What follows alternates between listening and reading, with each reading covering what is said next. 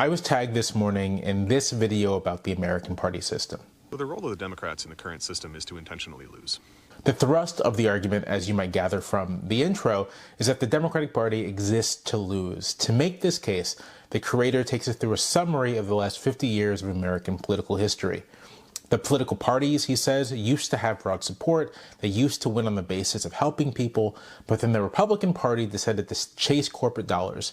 It abandoned the working class, it abandoned its voters, it cultivated a new base, and the Democrats followed suit.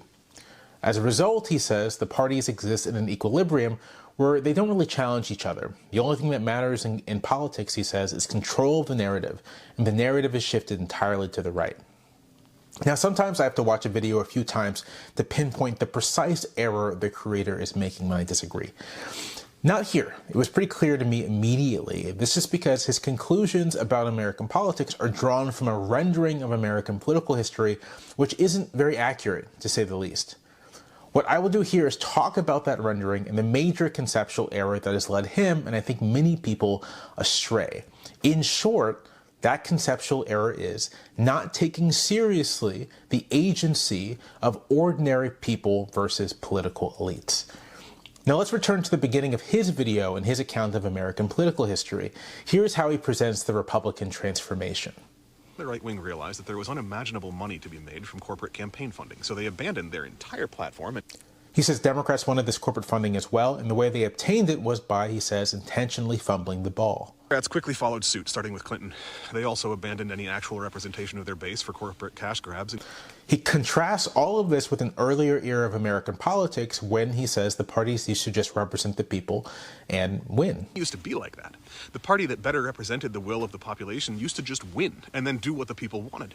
Like the 75th Congress, some 90 years ago, was 344 to 88. Because the Democrats, who held the 344, maintained a 95% tax on the rich and actually subsidized social services and education.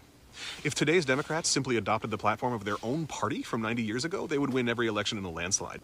Now, there's a bit of a problem here. Most of this depiction of American political history is false.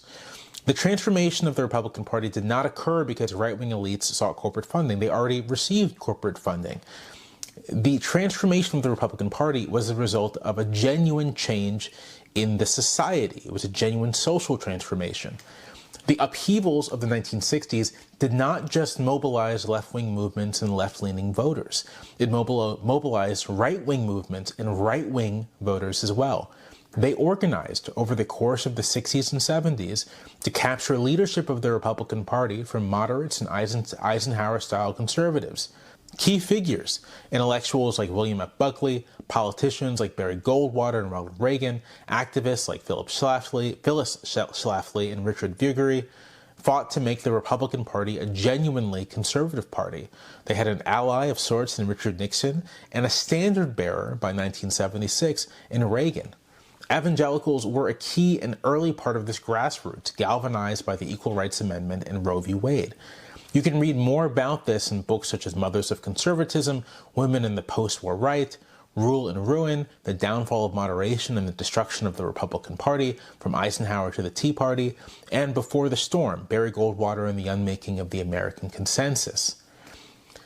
Our creator's claim about the Democrats also falls flat in the face of facts as well. In 1976, Jimmy Carter becomes president on the last strength left from the New Deal coalition. He faces high inflation and economic stagnation. The Democratic Party is reeling from the upheaval of the previous decade and a weakening labor movement. Carter embraces the beginnings of what we now call neoliberalism, but is undone by an ongoing economic crisis. By 1984, after Reagan's elected in 80, to face off against Reagan, Democrats nominate a liberal, Walter Mondale. He loses in a landslide. Democrats, after a sharply contested primary, nominate another liberal, Michael Dukakis, in 1988. He also loses in a landslide.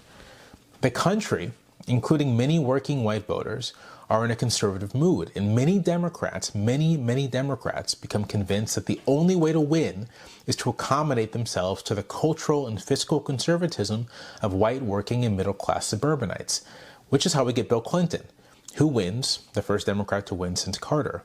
In Clinton's signature moves, the crime bill, welfare reform are popular with these voters. Clinton and his wing of the Democratic Party have major support from corporate interests, but this is as much or more a result of their strategic shift in the direction of a more conservative populace as it is a cause.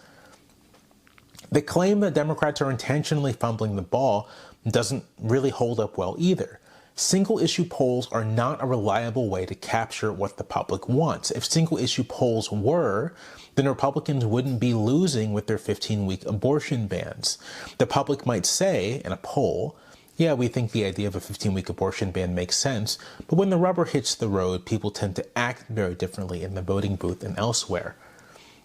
The sheer difficulty with which Democrats fought to modestly raise taxes on the rich in 1993, to modestly reform the health system in 2009, to impose new financial regulations in 2010, to unsuccessfully try to pass a climate bill in the same session, to unsuccessfully try to reform the immigration system in 2013, and then the sheer difficulty with which it took to make substantial, but by no means not epochal, climate investments this year suggests that the obstacles to even the most modest forms of reform are much greater than simply the force of will or the lack thereof.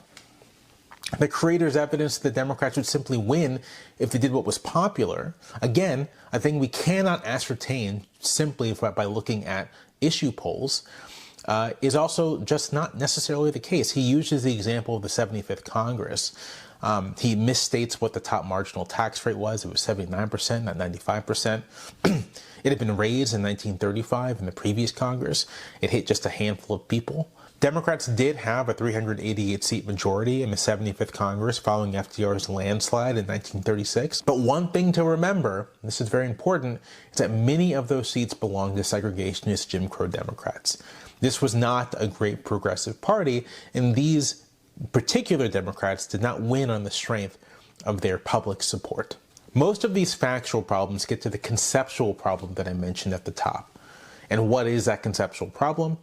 In the creator's vision of American politics, the only actors, the only people with agency, are corporate elites. There is no recognition, no inkling, in fact, that the major changes of the 60s, 70s, and 80s were driven in considerable part from the bottom up. Large numbers of Americans are genuinely conservative. Many of them actively participate in politics. They mobilize to change the shape of American life. Elites shaped some of this, but they were also shaped by it as well.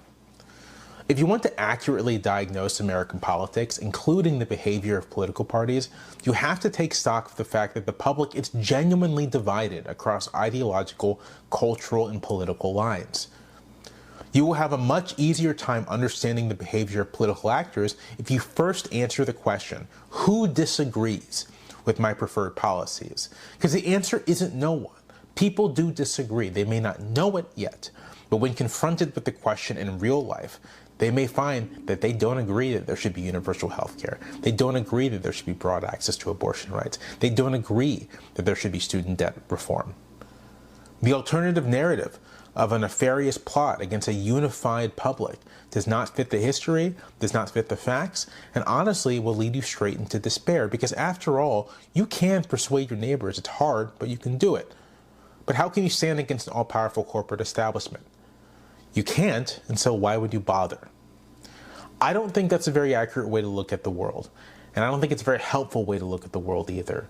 And that's the core of my objection to the video I'm responding to, but honestly to a lot of the stuff I see on this app. If you are interested in any kind of political change at any level, you have to have an accurate sense of the obstacles aligned against you. You have to know what the landscape actually looks like.